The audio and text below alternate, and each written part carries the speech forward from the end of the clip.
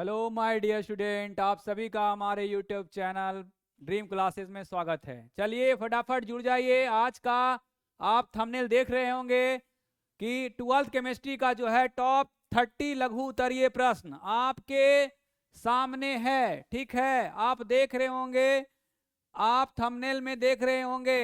आपके कहे अनुसार ही आज जो है हम टॉप 30 लघु उत्तरीय प्रश्न लाए हैं।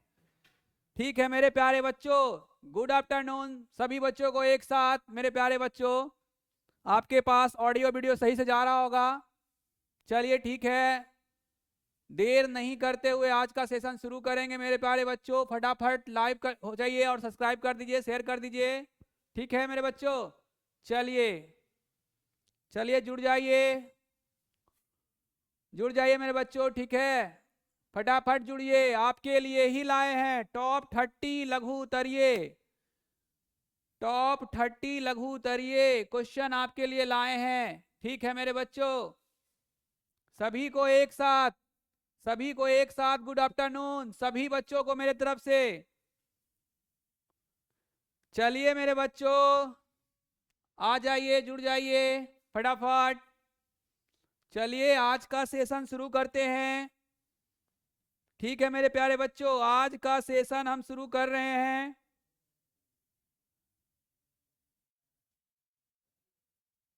चलिए पहला क्वेश्चन आपके सामने आपके बोर्ड पे है। आप देखिए पहला क्वेश्चन मेरे बच्चों, क्रिस्टलीय ठोस को परिभाषित करें। देखिए मेरे प्यारे बच्चों, क्रिस्टलीय ठोस को परिभाषित करें। एकदम वीवीआई क्वेश्चन है। ठीक है मेरे प्यारे बच्चों, एकदम वीवीआई है। ठीक है, एकदम वीवीआई क्वेश्चन, 2 अंक स्तरीय, 2 अंक स्तरीय है बच्चों, 2 अंक आपका कंफर्म रहेगा। ये क्रिस्टलीय ठोस को परिभाषित करें। देखिए मेरे बच्चों, आपके लिए ही लाए हैं। ठीक है, क्लास स्टार्ट हो गया है, फटाफट जुड़ जाइए, जुड़ जाइए बच्चों।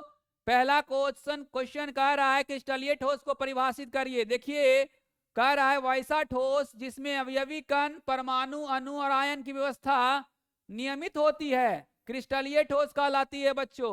कहने का मतलब है कि हम ऐसा ठोस लेंगे जिसका अवयवी कण, परमाणु, अणु और आयन की व्यवस्था नियमित होती है, यानी एक नियम के अनुसार बना हुआ रहता है। मेरे प्यारे बच्चों, क्रिस्टलीय ठोस कहलाता है। जैसे में आप ग्रेफाइट हो गया, आपका क्या बोलते हैं हीरा हो गया, ये सब नियमित आकार में होता है, चतुष्फलकीय होता है। ठीक है मेरे बच्चों, चलिए फटाफट जुड़ जाइए। चलिए दूसरा नंबर क्वेश्चन आपके सामने है, ये भी आपका एकदम वीवीआई क्वेश्चन है। देखिएगा बच्चों, दूसरा नंबर कह रहा है सेल स्थिरांक को परिभाषित करें। देखिए बच्चों, सेल से एक क्वेश्चन या 2 क्वेश्चन रह सकता है। इकाई सेल किसे कहते हैं रह सकता है, सेल को परिभाषित करें ये रह सकता है, या फिर आपको शुष्क सेल ये सब ये रह सकता है। ठीक है बच्चों, तो यहां बोल रहा है कि सेल कांस्टेंट को परिभाषित कीजिए। आप दूसरा नंबर क्वेश्चन देखिए अच्छे से, सेल स्थिरांक को परिभाषित करें। देखिए किसी सेल के 2 समांतर इलेक्ट्रॉन के बीच की दूरी और इलेक्ट्रोड के अनुप्रस्थ काट के क्षेत्रफल, देखिएगा बच्चों, ये अनुप्रस्थ काट के क्षेत्रफल के अनुपात को सेल स्थिरांक कहा जाता है, को सेल स्थिरांक कहा जाता है। अच्छे से इसको नोट डाउन कीजिए मेरे बच्चों। ठीक है, थोड़ा सा मेहनत कीजिए, परिश्रम का फल मीठा होता है। ठीक है, मेहनत कीजिए। आप इसको नहीं देखिएगा तो आप लाइव आने से क्या फायदा है। आप पीडीएफ जो खोज रहे हैं मिल जाएगा आपको, टेक्निकल विभाग मेरा काम कर रहा है इस पर। आगे देखिएगा, तीसरा नंबर क्वेश्चन पे हम चलते हैं, एकदम वीवीआई क्वेश्चन है तीसरा नंबर, देखिएगा। ठीक है बच्चों, तीसरा नंबर क्वेश्चन, राउल्ट का नियम क्या है। देखिए बच्चों, एकदम वीवीआई है तीसरा नंबर क्वेश्चन, राउल्ट का नियम क्या है।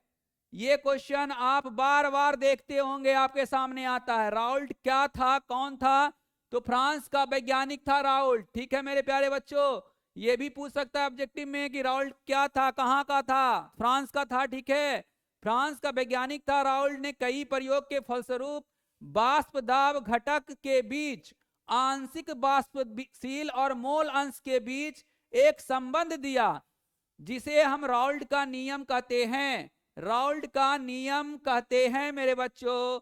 किसके किसके बीच संबंध दिया? आंशिक बाष्पशील और मोल अंश के बीच एक संबंध दिया जिसे राउल्ट का नियम कहते हैं। जिसे क्या कहते हैं मेरे बच्चों? राउल्ट का नियम कहते हैं। ठीक है मेरे प्यारे बच्चों, फटाफट इसको उतारिए। ठीक है, चलिए बच्चों, चौथा नंबर। जितना आप लिखिएगा उतना ज्यादा। एक बात ध्यान रखिए बच्चों, हम इसलिए आपके लिए लाते हैं कि आप जितना बार इसको लिखिएगा उतना ज्यादा आपके दिमाग में ये आते जाएगा, आपको याद होते जाएगा। आदमी को बोलता है ना कि आदमी जितना प्रैक्टिस करता है उतना वो परफेक्ट बनता है। इसलिए आप बार बार इसको लिखिए ताकि आपका जो है राइटिंग भी बने और याद भी हो। इसलिए बार बार लिखिए और बार बार इसको कोशिश कीजिए, मेहनत कीजिए, तभी आपको फल मिलेगा। ऐसे खोजिएगा बिना मेहनत का, परिश्रम का हमको मिल जाए, तो ये संभव नहीं है मेरे प्यारे बच्चों। ठीक है, चलिए हम चौथे नंबर क्वेश्चन पे आ रहे हैं। चौथे नंबर क्वेश्चन पे हम आ रहे हैं बच्चों। ठीक है, ध्यान दीजिएगा। चौथा नंबर क्वेश्चन है, देखिए चौथा नंबर क्वेश्चन जो है, कांच एक अक्रिस्टलीय ठोस है कैसे? देखिए दो तरह से क्वेश्चन पूछता है। क्रिस्टलीय ठोस, ये भी क्वेश्चन रहता है बच्चों कि क्रिस्टलीय ठोस और अक्रिस्टलीय ठोस में अंतर स्पष्ट करें। मगर यहां बोल रहा है कि कांच एक अक्रिस्टलीय ठोस है कैसे? चलिए हम इसका डिफिनेशन थोड़ा सा देख लेते हैं। देखिए, इसका गुण द्रव के समान होता है, इसमें द्रव के जैसे बहने की प्रवृत्ति होती है। अगर हम कांच को पूरी तरीके से गर्म करें, उसका मेल्टिंग पॉइंट तक उसको गर्म करे, तो वो पिघलना शुरू हो जाएगा मेरे बच्चों। किसके तरह? द्रव के तरह। जैसे पानी बहता है उसी तरह अगर कांच को हम उसके मेल्टिंग पॉइंट तक गर्म करेंगे तो वो भी पिघलने लगेगा। इसलिए लिखा है कि इसका गुण द्रव के समान होता है, इसमें द्रव के जैसे बहने की प्रवृत्ति होती है, पर इसके बहने की गति मंद होती है। ये थोड़ा गाढ़ा होता है, थोड़ा इसका जो विस्कोसिटी होता है वो थोड़ा गाढ़ा होता है, इसीलिए कम बहता है, बहने की गति मंद होती है। यही कारण है कि इसे आभासी ठोस या अति शीतित द्रव भी कहा जाता है। एक क्वेश्चन यहां से बनता है मेरे बच्चों, कांच ऑब्जेक्टिव है, कांच अति शीतित द्रव कहलाता है। अति शीतित, ठीक है बच्चों, अति शीतित द्रव कहलाता है। क्यों कहलाता है? क्योंकि इसमें जो बहने की प्रवृत्ति होती है वो बहुत कम होती है, बहने की गति जो होती है वो बहुत मंद होने के कारण इसे अति शीतित द्रव भी कहा जाता है। मेरे प्यारे बच्चों, इसे जो है अति शीतित द्रव कहा जाता है, और ये एक नंबर में ऑब्जेक्टिव में आपको ये पूछेगा, इसलिए आप इसको अच्छे से ध्यान रखिएगा। इसी गुण के कारण नहीं बहता, इसी गुण के कारण पुराने भवन या इमारतों की खिड़की या दरवाजों की कांच की ऊपरी भाग पतला या नीचे मोटा हो जाता है। ये भी पूछता है बच्चों कि पुरानी खिड़की जो होती है घर का, कांच जो पुराना हो जाता है उसका निचला परत मोटा क्यों हो जाता है? इसी कारण से होता है क्योंकि उसमें बहने की गति जो है बहुत कम होती है। ठीक है मेरे प्यारे बच्चों, वो अति शीतित द्रव होता है। चलिए हम 5वें नंबर क्वेश्चन पे चल रहे हैं। आप इसको अच्छे से एक बार सुनिए, एक बार देखिए और एक बार नोट डाउन कीजिए। इतना मेहनत कीजिएगा तो आपको खुद ब खुद ये याद होते चला जाएगा। चलिए 5वां नंबर क्वेश्चन पे चल रहे हैं, देखिएगा बच्चों। कह रहा है आदर्श विलयन को परिभाषित कीजिए। ठीक है, आदर्श विलयन को परिभाषित कीजिए। देखिएगा बच्चों, आदर्श विलयन को हम एक बार देख लेते हैं। आदर्श विलयन को परिभाषित करना है। ठीक है, देखिए वैसा विलयन, वैसा विलयन, विलयन तो जानते ही होंगे, विलयन होता है, विलायक होता है, ये सब आपको आपका क्लियर होगा, इस सब हमको बताने की जरूरत नहीं होगा। ठीक है, चलिए वैसा विलयन जो सभी ताप और दाब पर, ठीक है, राउल्ट के नियम का पालन, बहुत आसान ये डिफिनेशन है बच्चों। वैसा विलयन जो सभी ताप, चाहे उसका ताप हम घटा दें या बढ़ा दें, दाब घटा दें या बढ़ा दें, सभी ताप और दाब पर क्या हो, विलयन का किस नियम का पालन करे? राउल्ट के नियम का पालन करे, उसको हम कहते हैं आदर्श विलयन। ठीक है मेरे बच्चों, क्या बोलेंगे उसे? आदर्श विलयन। देखिए इसका आपका जो है फॉर्मूला एक लिखा हुआ है, मिक्सिंग है delta V equal to of delta H, mixing equal to 0। ठीक है मेरे प्यारे बच्चों, इसको अच्छे से आप लिख सकते हैं। 5वां नंबर क्वेश्चन हो गया, नोट डाउन कर लीजिए फटाक सा। चलिए इसी के साथ हम देर ना करते हुए फटाफट सेशन चलाते हैं। छठे नंबर क्वेश्चन आपके सामने लाते हैं, देख लीजिए। छठा नंबर क्वेश्चन है अनुसंख्य गुणधर्म क्या है। चलिए अनुसंख्य गुणधर्म क्या है जरा देख लेते हैं। चलिए एक बार देख लेते हैं अनुसंख्य गुणधर्म क्या है। ठीक है, देखिएगा, किसी आदर्श या तनु विलयन का वैसा गुणधर्म जो विलयन में उपस्थित विलय के कणों की संख्या के आधार को निर्भर करता है अनुसंख्य गुणधर्म कहलाता है। देखिए इंग्लिश में भी कभी कभी हिंदी लिख करके दे देगा, कलेक्टिव प्रॉपर्टीज कहलाता है। देखिए मेरे बच्चों, जितने भी आप लाइव हैं इसको अच्छे से कीजिए। आप मेहनत कर रहे हैं, आपका जो लाइन जा रहा है आप मेहनत जैसे कर रहे हैं, ठीक है, बहुत अच्छा। आदर्श विलयन वैसा विलयन है जो सभी नियम ताप और दाप पर राउल्ट के नियम का पालन करता है। आदर्श विलयन याद हो जाएगा इसको। आप एक बार सुनिएगा, आप ध्यान से, आप हेडफोन लगा लीजिए, बढ़िया से एक बार मेरा बात को सुनने का कोशिश कीजिए। आप एकदम आराम से सुनिए, आपका एकदम कन्फर्म रहिए कि आपको याद हो जाएगा, सुनते सुनते याद हो जाएगा अगर एक बार भी इसको आप पढ़े हैं तो अनुसंख्य गुणधर्म क्या है? किसी आदर्श या तनु विलयन का वैसा गुणधर्म है जो विलयन में उपस्थित किसके विलय की कणों की संख्या के आधार पर निर्भर करता है। सिंपल है, क्या कहता है? विलय के कणों की संख्या के आधार पर निर्भर करता है, अनुसंख्य गुणधर्म कहलाता है। चलिए 7वां नंबर क्वेश्चन हम चलते हैं। ठीक है मेरे बच्चों, 7वां नंबर क्वेश्चन हम चलते हैं, देख लीजिए थोड़ा सा। मानक इलेक्ट्रोड विभव क्या है? VVI एकदम ठीक है। मानक इलेक्ट्रोड विभव क्या है? VVI ठीक है। सेल का जो EMF निकाला जाता है मानक इलेक्ट्रोड विभव उसे कहा जाता है। ठीक है मेरे बच्चों, वही दिया हुआ। अर्ध सेल का इक्वेशन भी पूछता है, ठीक है, अर्ध सेल का इक्वेशन भी पूछता है मेरे बच्चों, ठीक है, तो उसको भी आप लोग देख लीजिएगा। अब पहले हम देख लेते हैं, हमारे सामने जो है कह रहा है मानक इलेक्ट्रोड विभव क्या है। देखिए एक अर्ध सेल में ये ताप दिया हुआ है 298 केल्विन। ठीक है मेरे बच्चों, आप केल्विन और सेल्सियस में फर्क जानते ही होंगे, ठीक है, जो भी केमिस्ट्री में लिया जाता है अधिकतर केल्विन पर ही लिया जाता है। एक अर्ध सेल में 298 केल्विन ताप पर 1 मोल सांद्रता के धातु आयन का इलेक्ट्रोड विभव मानक इलेक्ट्रोड विभव कहलाता है। बस इतना याद रखना है कि सांद्रता के धातु आयन का इलेक्ट्रोड विभव क्या कहलाता है? क्या कहलाता है बच्चों? मानक इलेक्ट्रोड विभव कहलाता है। 7वां नंबर क्वेश्चन हो चुका है, आप इसको नोट डाउन करिए।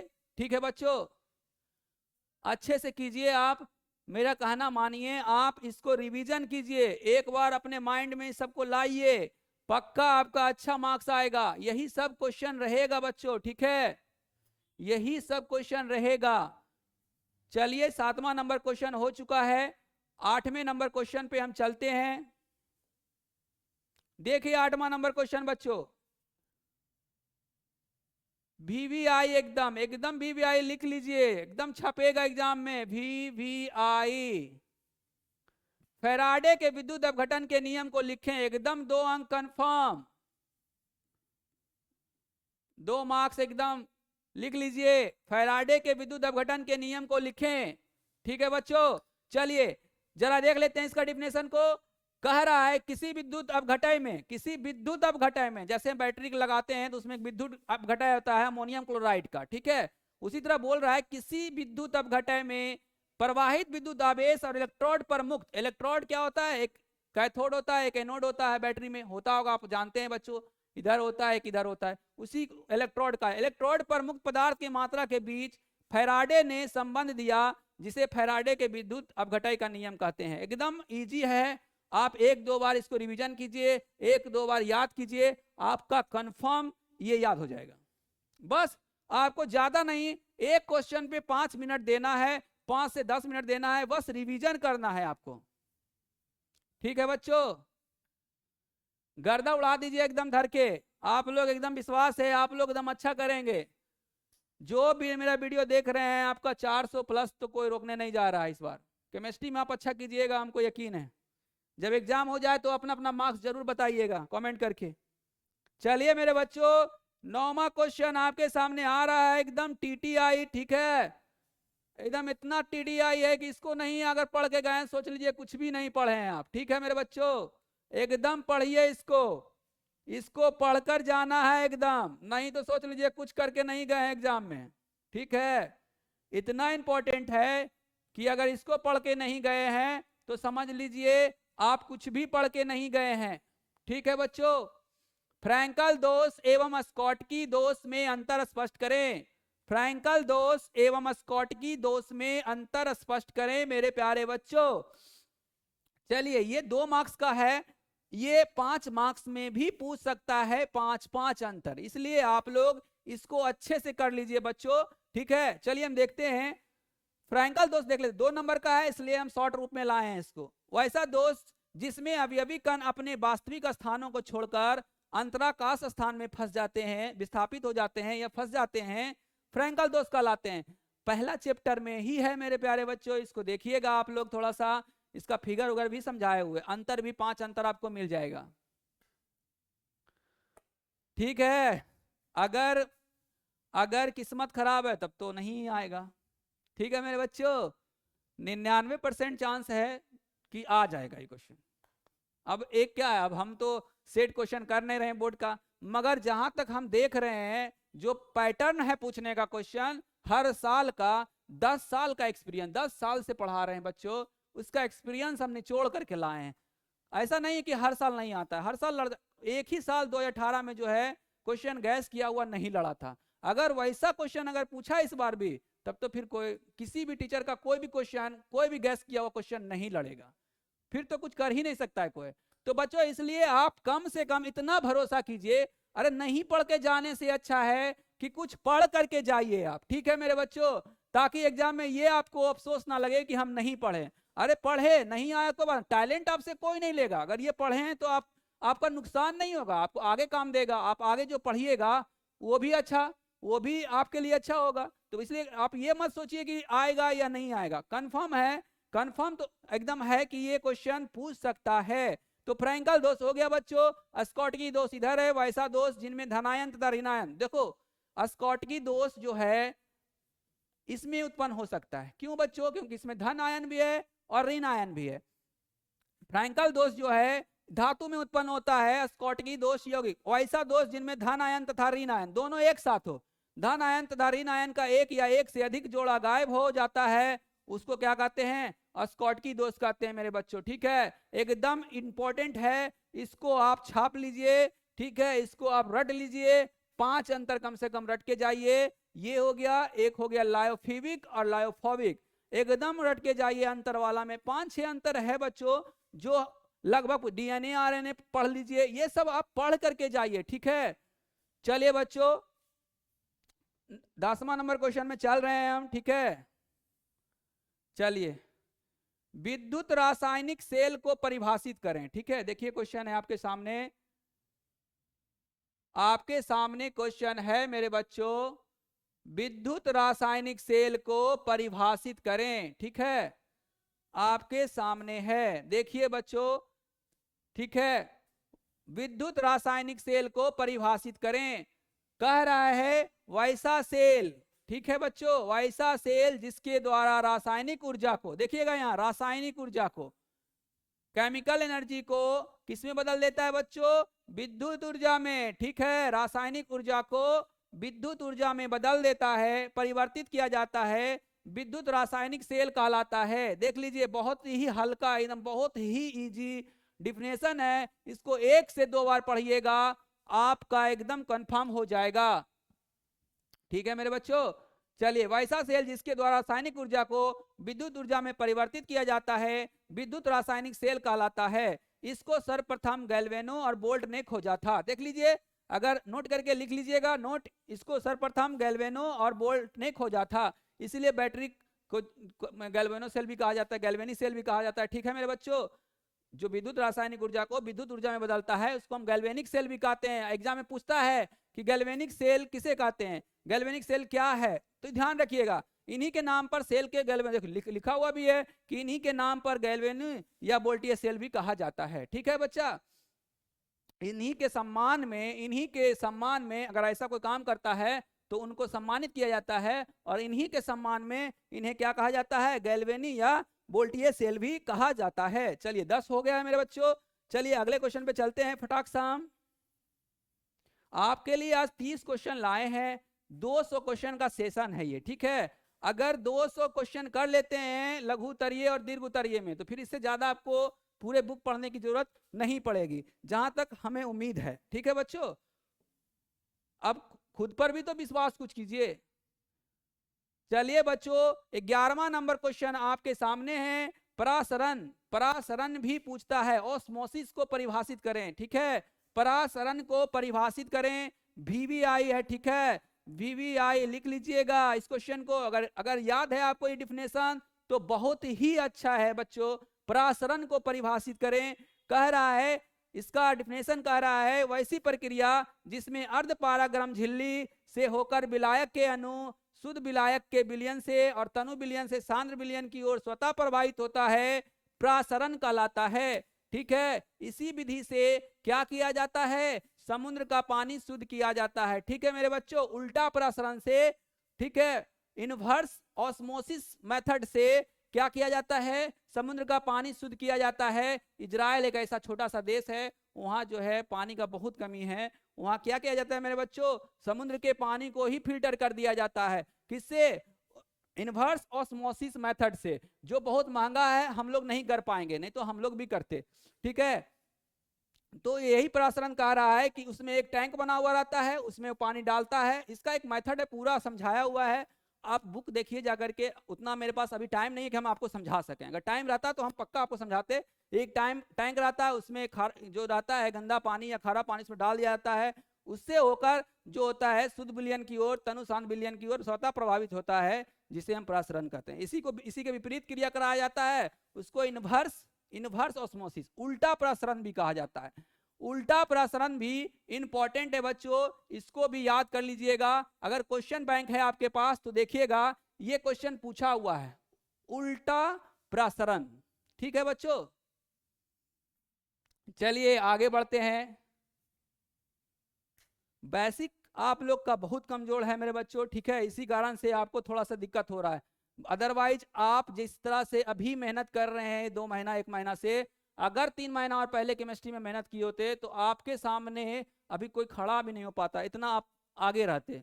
मगर फिर भी आप बहुत आगे हैं, आप बहुत अच्छा कर रहे हैं। ऑब्जेक्टिव भी हम देखते हैं आपका बहुत अच्छा रहता है, ठीक है बच्चों।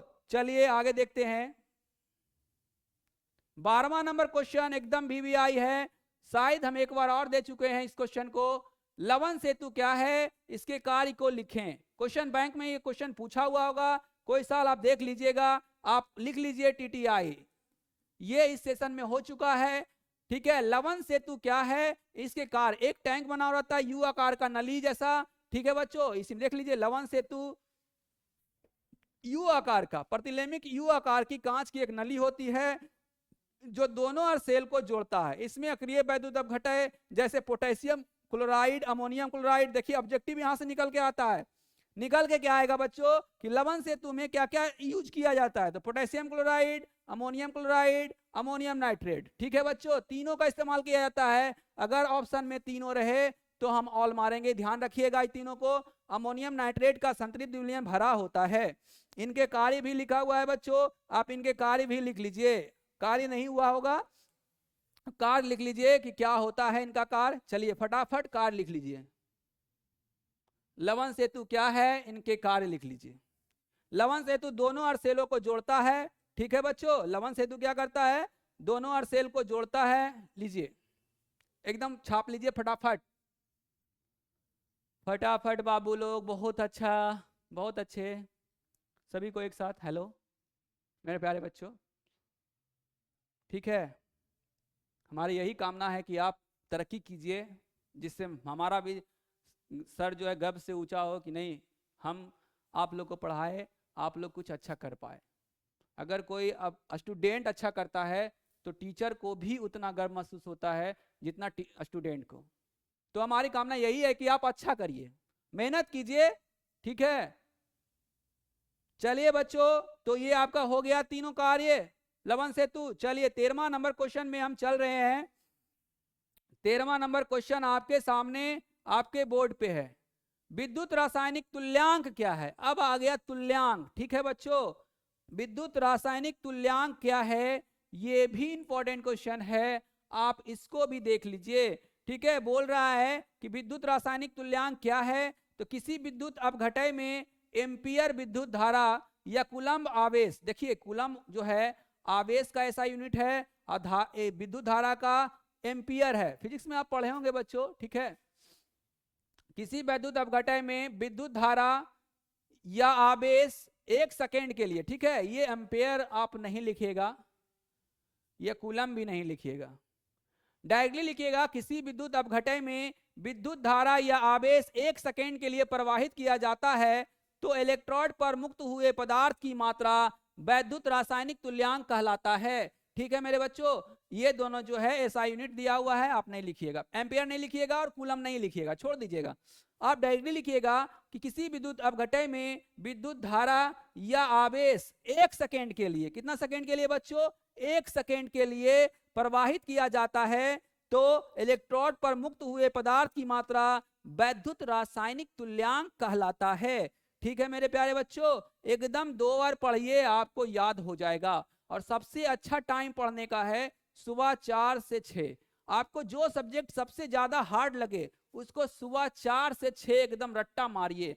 आपका देखिएगा 20 दिन आप पढ़िए, एकदम 20 दिन के बाद फिर इसी क्लास में आप हमसे मिलिएगा, देखिए आपको कोई फायदा होता है या नहीं होता है। ठीक है मेरे बच्चों, सिर्फ 20 दिन आप मेहनत करके दिखाइए, उसके बाद देखिए आप में कितना परिवर्तन हो जाएगा और आपको कितना पढ़ने का मन करने लगेगा, अच्छा लगने लगेगा। फिर कोई चीज का भी एक आदत होता है मेरे बच्चों। ठीक है, आप सुबह 4, आज से ठान लीजिए कि सुबह 4 बजे उठना है और 2 घंटा डेली केमिस्ट्री, अगर आपका सबसे कमजोर सब्जेक्ट केमिस्ट्री है तो डेली केमिस्ट्री ही पढ़ना है, सिर्फ 20 दिन। और बाकी टाइम आप फिजिक्स मैथ है तो मैथ सुबह शाम दोपहर दिन भर पढ़ते रहिए, सिर्फ 2 घंटा दीजिए, बस आपका हो जाएगा बच्चों। चलिए 14वां नंबर है, अभी हुआ था हमारा कि अर्धपारगम झिल्ली होता क्या है, तो उसके लिए हम इसको लाए हैं, इसका डिफिनेशन। ठीक है,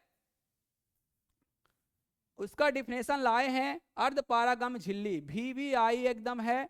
ठीक है बच्चों, अर्धपारगम झिल्ली क्या है, अर्धपारगम झिल्ली क्या है बच्चों, देखिए वैसी झिल्ली जिसमें सिर्फ विलायक के अनुप्रवाह करते हैं, विलायक मतलब समझते हो ना, जो खुद में घुला ले, जैसे चीनी पानी विलायक है, चीनी को अपने में घुला लेता है। ठीक है, तो ऐसी झिल्ली जिसमें सिर्फ विलायक के अनुप्रवाह करते हैं अर्धपारगम्य झिल्ली कहलाता है। ठीक है बच्चों, क्या कहलाता है, अर्धपारगम्य झिल्ली कहलाता है। चलिए बहुत अच्छा, चलिए 15वां नंबर की ओर चल रहे हैं हम। ठीक है मेरे बच्चों, 15वां नंबर की ओर चल रहे हैं। आपका जो है 15वां नंबर क्वेश्चन, चलिए 15वां नंबर क्वेश्चन VVI ये भी है, देखिएगा शून्य कोटि की अभिक्रिया क्या है, एकदम VVI है। इसका जो व्यंजक रहता है मेरे बच्चों, जो थ्योरी रहता है शून्य कोटि का और प्रथम कोटि का, एकदम याद कर लीजिए दोनों का। ठीक है, एकदम याद कर लीजिए। और देखिए केमिस्ट्री जो है 3 भाग में बटा हुआ है बच्चों। ठीक है, फिजिकल बटा हुआ, फिजिकल में देखिए रट्टा मारने वाला चीज है। फिर हो गया क्या, इनऑर्गेनिक, इनऑर्गेनिक भी रट्टा मारने वाला चीज है। सिर्फ ऑर्गेनिक जो ही है बच्चों दिमाग का यूज करना है उसमें, बाकी दोनों एकदम पूरा रट्टा, प्योर रट्टा मारने वाला है। और सुबह 4 से 6 सबसे बेस्ट होता है रट्टा मारने के लिए। ठीक है, इसलिए सुबह 4 से 6 एकदम पूरा रट्टा मारिए। देखिए शून्य कोटि की अभिक्रिया क्या है, वैसी रासायनिक अभिक्रिया जिसमें अभिकारक की सांद्रता की घात कितना हो, 0 के बराबर होता है, शून्य कोटि की अभिक्रिया कहलाता है। अगर पूछे प्रथम कोटि की अभिक्रिया तो बस सिर्फ शून्य के जगह क्या कर देंगे बच्चों, प्रथम कोटि कर देंगे, प्रथम कर देंगे। अगर द्वितीय पूछेगा तो सिर्फ यहां चेंज करना है, शून्य के जगह प्रथम, द्वितीय पूछेगा तो सिर्फ द्वितीय कर देना है, बाकी डिफिनेशन वही रहेगा। ठीक है मेरे बच्चों, लव यू बच्चों, love you love you love you. Krishna Kumar, बहुत अच्छा। चलो बच्चों, हमें अच्छा लग रहा है कि तुम हमको इतना प्यार कर दे रहे हो, हम भी कामना करते हैं कि तुम लोग अच्छा करो। ठीक है, चलिए बच्चों 16वां नंबर क्वेश्चन पे चलते हैं। इसी के साथ नरनष्ट समीकरण VVI एकदम, ठीक है बच्चों, VVI नरनष्ट समीकरण क्या है, देख लीजिए बच्चों, इसको छाप लीजिए, एकदम एग्जाम में छपेगा, यही सब क्वेश्चन छपेगा। इतना भी किस्मत आपका खराब नहीं रहेगा कि एकदम अल्टर अल्टर एकदम कहां से क्वेश्चन लाएगा, यही सारे क्वेश्चन रहेंगे। नष्ट समीकरण क्या है, जब बोर्ड का एग्जाम हो जाएगा तो हम एक बार जो है ना क्वेश्चन जब आएगा तो एक वीडियो हम क्वेश्चन का जो है ना ऑपरेशन करेंगे कि कौन कौन सा क्वेश्चन हम पढ़ाए थे बच्चों, कौन कौन से सेशन में पढ़ाए थे, तब आपको याद दिलाएंगे हम, तब हम आपको बोलेंगे, ठीक है, तब हम आपको बताएंगे कि क्या सही बात था या नहीं था। देखिए बच्चों, कुछ बच्चों का क्या होता है ना, प्रॉब्लम सबसे बड़ा है कि आप अलार्म लगा करके सोए और सुबह बजा मगर उठे नहीं। तो उसके लिए आप क्या कीजिए पता है, एक डंडा रखिए मोटा सा और घर वाले को बोल दीजिए कि जैसा ही नहीं उठे 2 डंडा कस करके, ठीक है, 2 डंडा कस करके अगर पड़ेगा, 2 दिन पड़ा ना, तीसरा दिन अपने आप उठना स्टार्ट कर दीजिएगा, अलार्म फिर बंद करना भूल जाइएगा। कितना बच्चा क्या होता है, अलार्म बजता है बंद करके सो जाओ ना, वही सबसे बड़ा गलती करते हैं आप। चलिए बच्चों, निर्णय समीकरण क्या है, कह रहा है क्वेश्चन, किसी विद्युत रासायनिक सेल में इलेक्ट्रोड विभव ताप एवं अभिकारक प्रतिफल के सांद्रता पर निर्भर करता है, जो निर्णय समीकरण की सहायता से ज्ञात किया जाता है। चलिए बच्चों, इसको उतार लीजिए फटाक सा, 16 नंबर क्वेश्चन हो चुका है। अब हम 17वां नंबर क्वेश्चन की ओर बढ़ रहे हैं, ठीक है बच्चों, 17वां नंबर की ओर बढ़ रहे हैं। चलिए चलते हैं 17वां नंबर की ओर। देखिएगा, टिंडल प्रभाव, ठीक है बच्चों, टिंडल प्रभाव, टिंडल प्रभाव आप जो है पहले भी आपसे पाला पड़ चुका है, टिंडल प्रभाव का पाला आपको पहले भी पड़ चुका होगा 10th क्लास में, क्योंकि कोई भी ऐसा नहीं है जो बिना 10th में पढ़े यहां तक पहुंचा होगा, सबको पढ़ा होगा इसका पाला, ठीक है। 10th क्लास में आपको जो है इससे पाला पड़ा होगा। टिंडल प्रभाव क्या है, इसका अध्ययन सर्वप्रथम, देखिए फैराडे जो था वो एक बहुत बड़ा रासायनिज्ञ थे, ठीक है, बेंजीन की खोज भी फैराडे ने ही किया है, तो बहुत सारा चीज जो है फैराडे ने दिया। टिंडल प्रभाव पर भी जो है फैराडे ने ही काम किया। क्या काम किया देख लेते हैं, इसका अध्ययन सर्वप्रथम फैराडे ने किया, ठीक है।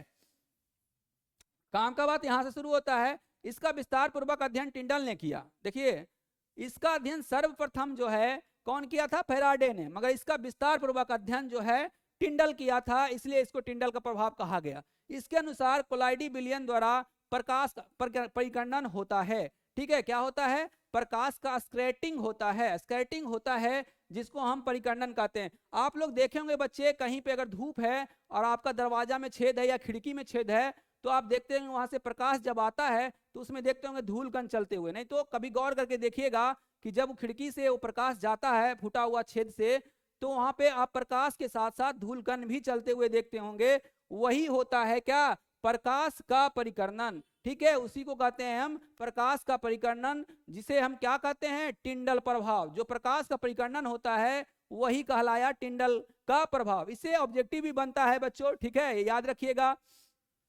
देखिए जब कोलाइडी विलयन में प्रकाश की किरणों को भेजा जाता है तो कोलाइडी कणों के द्वारा प्रकाश परिकिरणित हो जाता है, इस घटना को ही टिंडल प्रभाव कहा जाता है। एकदम छपेगा, उतार लीजिए बच्चों, ठीक है, ये पहले से पढ़ चुके हैं, अगर 1-2 बार रिवीजन कीजिएगा तो कंफर्म है कि आपका दुख दर्द दूर हो जाएगा, ठीक है बच्चों।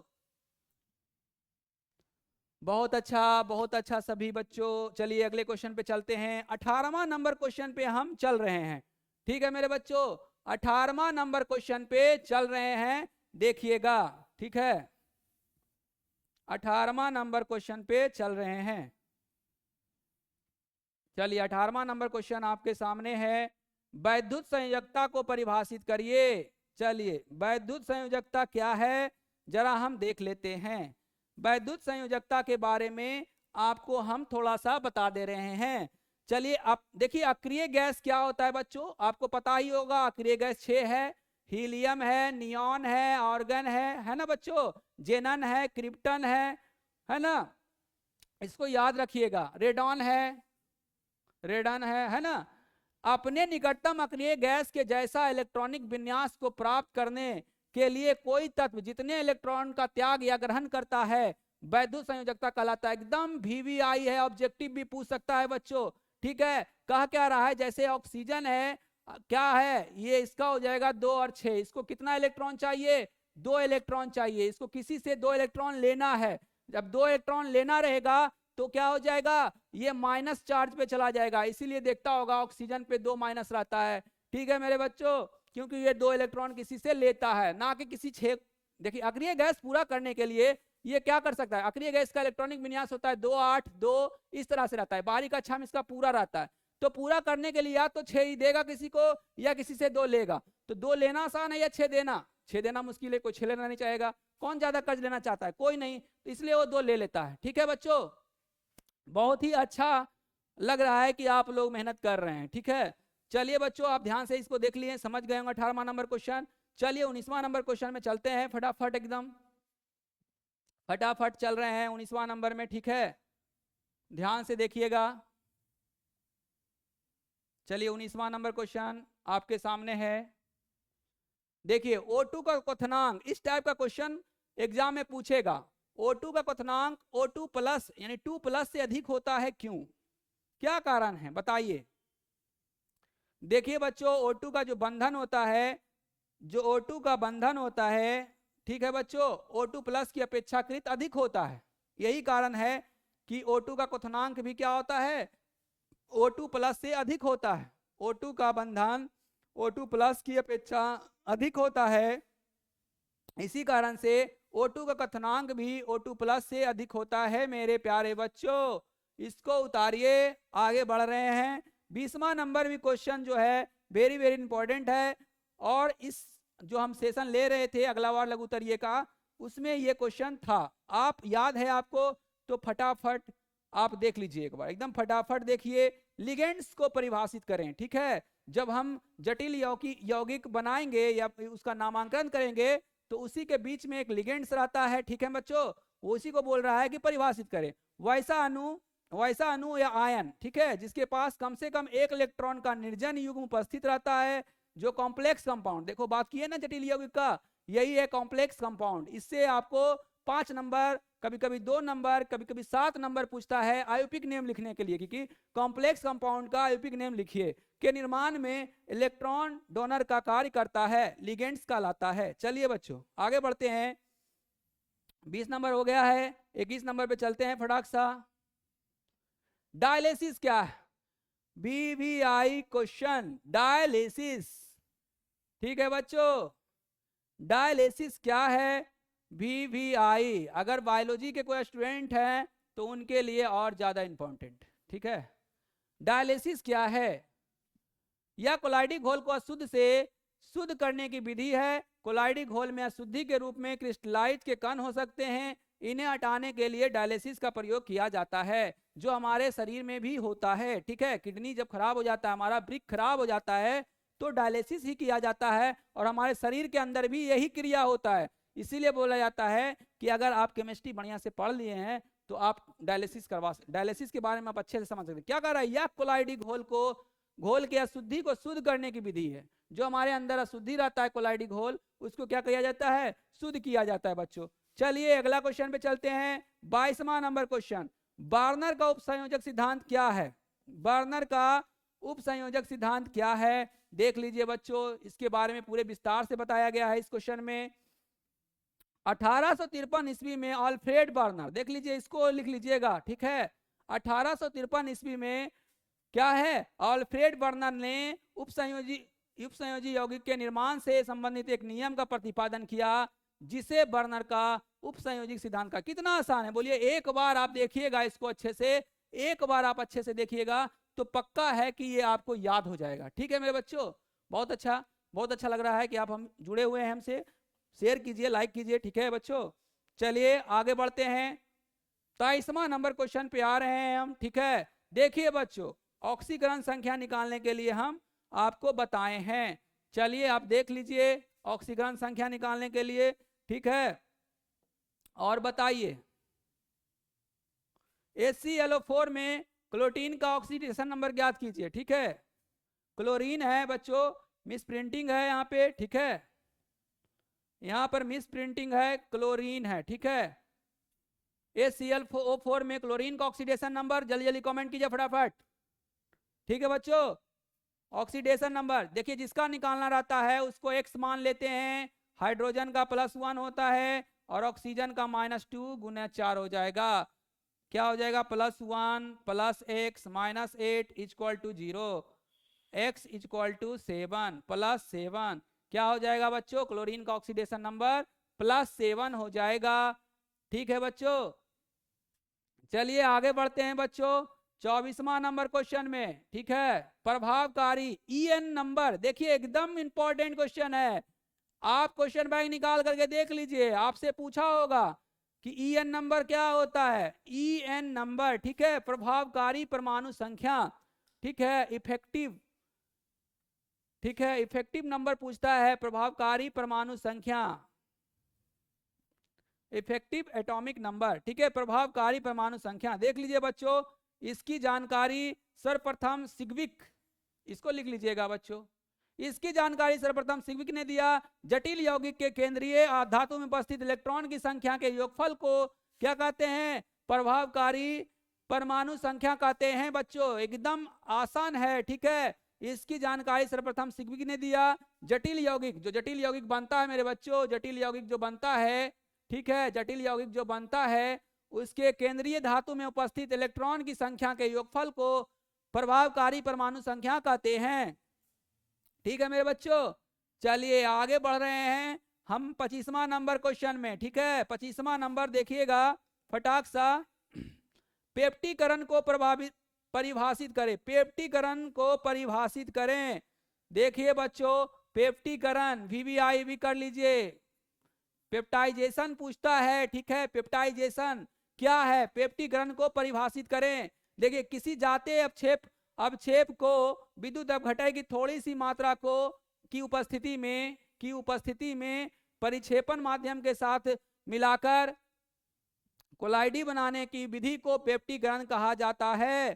पेप्टीकरण के लिए पदार्थ का यूज किया जाता है, वह पेप्टीकरण कहलाता है। चलिए उतार लीजिए इसको बच्चों, ये आपका 25वां नंबर क्वेश्चन आपका हो चुका है। ठीक है बच्चों, 25वां नंबर क्वेश्चन आपका बोर्ड पे हो चुका है।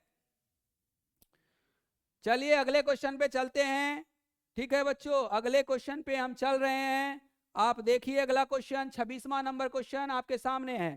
ठीक है, देखिए 26वां नंबर क्वेश्चन, 26 नंबर क्वेश्चन, ताप गुणांक को परिभाषित करें, ताप गुणांक को परिभाषित करें।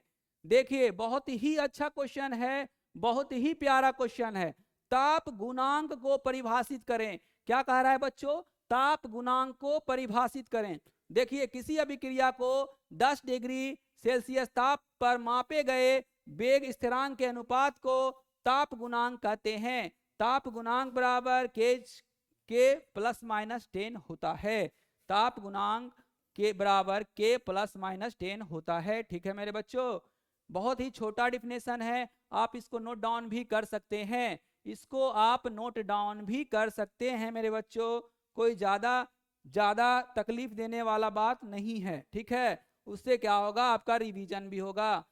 तुम सोच रहे हो बच्चे, तुम 12th की एग्जाम दोगे, अगर 2 घंटा लिखना नहीं चाहते हो, जो सोचो यूपीएससी का तैयारी करता है वो 18 घंटा सिर्फ कॉपी लिखता है, अब तुम सिर्फ 2 घंटा में PDF चाहिए, तो ऐसे चाहिए वैसे चाहिए, बचना चाहते हैं, लिखने से नहीं बचिए, यही आपको एग्जाम में हेल्प करेगा। जितना अभी लिखिएगा, जितना प्रैक्टिस कीजिएगा, वो एग्जाम में आपको लिखने का क्षमता बढ़ाएगा। ठीक है बच्चों, कोई भी क्वेश्चन को लिखने का क्षमता तभी आता है लिखने का जब आप रिवीजन करते हैं। जब रिवीजन नहीं कीजिएगा तो आपका लिखने का क्षमता नहीं बढ़ेगा, आपका याद रहेगा मगर एग्जाम में जाकर के आप उसको लिख नहीं पाइएगा। इसलिए आप प्रैक्टिस कीजिए, तभी आप एक परफेक्ट इंसान बन सकते हैं। ठीक है मेरे बच्चों, 27 नंबर क्वेश्चन बोल रहा है वैद्युत अपघटनी सेल को परिभाषित कीजिए। ठीक है बच्चों, क्या बोल रहा है, वैद्युत अपघटनी सेल को परिभाषित कीजिए। देखिए कह रहा है वैसा सेल जिसकी सहायता से वैद्युत ऊर्जा को रासायनिक ऊर्जा में परिवर्तित किया जाता है वैद्युत अपघटनी सेल की कहलाता है। इससे पहले गैल्वेनी सेल हुआ था, लगभग दोनों का डिफिनेशन सेम है। देखिए कितना मिलता जुलता है। ठीक है बच्चों, कितना मिलता जुलता क्वेश्चन, सब क्वेश्चन है, रिलेटेड रहता है। जब लिखिएगा तो अब आपको एक आइडिया होगा कि हम किसी का आंसर कैसे देंगे, किसका आंसर कैसे देना है। उससे क्या होता है ना कि आपको लिखने का तरीका मालूम हो जाता है। एग्जाम में सिर्फ पढ़ने से नहीं होता है, लिखना भी आना चाहिए, आपका लिखावट भी बढ़िया होना चाहिए। ठीक है मेरे बच्चों, सिर्फ जैसे तैसे लिख दीजिएगा आपको मार्क्स नहीं मिलेगा। ठीक है बच्चा, इसलिए इस बात पर थोड़ा सा गौर कीजिए आप। चलिए 28वां नंबर क्वेश्चन चलते हैं।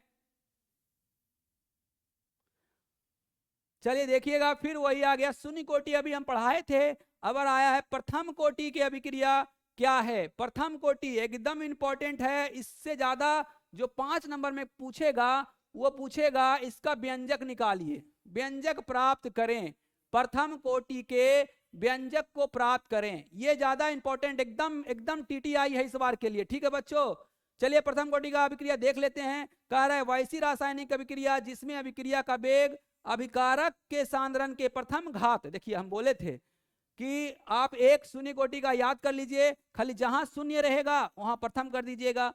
अगर द्वितीय कोटि का पूछेगा तो प्रथम के जगह क्या कर दीजिएगा बच्चों, द्वितीय कर दीजिएगा। चलिए ठीक है, चलिए आगे बढ़ते हैं। बहुत अच्छा, 29वां नंबर है कोलरास, बहुत इंपॉर्टेंट है ये भी। कोलरास का नियम लिखें, 2 नंबर में पूछेगा बच्चों, कोलरास के नियम को लिखें। देख लीजिए आप अच्छे से, कोलरास के नियम को लिखें। ठीक है बच्चों, कोलरास के नियम को लिखें। चलिए देखिए, कोलरास ने 1876 ईस्वी में लवणों के ऐसे युग्म का अति अनुविलयन के मोलर चालक का अध्ययन किया जाता है जिसमें एक आयन दोनों में उभयनिष्ठ होता है। कोलरास ने कब दिया था? 1876 ईस्वी में दिया था। किसके लिए दिया था बच्चों? तो लवण के लिए दिया था। ठीक है, रावल का नियम, कोलरास का नियम, ये सब जो है एक ही चैप्टर में है और लवण के लिए ही है, लवण से रिलेटेड है। लवण के ऐसे युग्म के अति अनुविलयन के मोलर चालकत्व का अध्ययन किया जाता है जिसमें एक आयन दोनों में उभयनिष्ठ होता है। किसके किसके लिए एग्जाम्पल दिया हुआ है? सोडियम क्लोराइड, पोटेशियम क्लोराइड, ठीक है, या सोडियम सल्फेट है, पोटेशियम सल्फेट है, पोटेशियम ब्रोमाइड है, पोटेशियम क्लोराइड है, सोडियम नाइट्रेट है, पोटेशियम ब्रोमाइड आयोडाइड है, ठीक है, सोडियम क्लोराइड है और सोडियम ब्रोमाइड है। ठीक है बच्चों, ये एग्जाम्पल भी आप लिख लीजिएगा, ज्यादा नहीं 2-4 एग्जाम्पल आप लिख ही लीजिएगा। ठीक है, चलिए इस सेशन का हम अंतिम क्वेश्चन आपके सामने लेकर के आ रहे हैं बच्चों। ठीक है, अच्छे से देखिए इसको और इस जो पूरा हम पढ़ाए हैं आपको एक बार अच्छे से एकदम ईमानदारी पूर्वक आप लिखने की कोशिश कीजिए, आपको जरूर फायदा होगा, इतना जान लीजिए बच्चों। ठीक है, हम नहीं चाहते हैं कि आपका टाइम ज्यादा लॉस हो। ठीक है, आप इसको रिवीजन कीजिए, आपको एकदम पक्का फायदा होगा। केमिस्ट्री में आप बहुत कुछ जान जाएंगे अगर इतना रिवीजन कर लेते हैं तो। चलिए बच्चों अगले क्वेश्चन में चलते हैं, 30वां नंबर क्वेश्चन। ठीक है बच्चों, 30वां नंबर क्वेश्चन देखिए, बात किए थे ना बच्चों कि उल्टा प्रसरण आपको पढ़ना है। देखिए आ गया ना उल्टा प्रसरण, बस आज का लास्ट क्वेश्चन है ये, आज का लास्ट क्वेश्चन है। आप इसको एकदम उतार लीजिए कि उल्टा प्रसरण क्या होता है, एकदम पूछेगा। इसमें से 4-5 क्वेश्चन ऐसा है जो एकदम इस बार आने का एकदम चांस है। उल्टा प्रसरण हो गया, फिर हो गया आपका स्कॉटकी दोष और जो था उसमें अंतर था वो पूछ सकता है, फिर आपका क्या बोलते हैं जो यू नली था वो पूछ सकता है। ठीक है बच्चों, ये सारा क्वेश्चन सब पूछ सकता है। देखिए यदि विलयन पर उसके परासरण दाब से अधिक दाब प्रयुक्त करें तो अर्ध पारागम झिल्ली से विलयन से विलायक का बहना शुद्ध उल्टा हो जाता है। ठीक है, अशुद्धि की ओर बहता था, अगर बहाव शुद्ध विलायक की ओर होने लगता है। अगर विलायक है, ठीक है, ला है, विलायक की ओर होने लगता है। इस प्रक्रिया को उल्टा प्रसरण करता है। प्रसरण का डिफिनेशन याद करिए, ठीक उसका उल्टा होने लगता है मेरे बच्चों। ठीक है, चलिए बहुत अच्छा है, आप लोग इस बार जो है एकदम अच्छा साथ दिए हैं, आप अच्छा लगा कि आप जुड़े हुए रहें, इसी तरह से जुड़िए हमसे। ठीक है, हम आपके लिए केमिस्ट्री का जो 2 नंबरिया है या फिर नॉमरिकल है, 2 अंक स्तरीय है या 5 अंक स्तरीय है, हम आपके लिए इसी तरह से लाते रहेंगे बच्चों। ठीक है, आप इसको जो है बढ़िया से रिवीजन कीजिए और अच्छे से ध्यान दीजिए। सेशन पर जब भी आता है क्लास, आप उस पर जुड़िए, अच्छे से जुड़िए और थोड़ा शेयर कर दीजिए, थोड़ा सा लाइक कर दीजिए बच्चों। आज का हमारा सेशन जो है यहीं समाप्त होता है। बाय।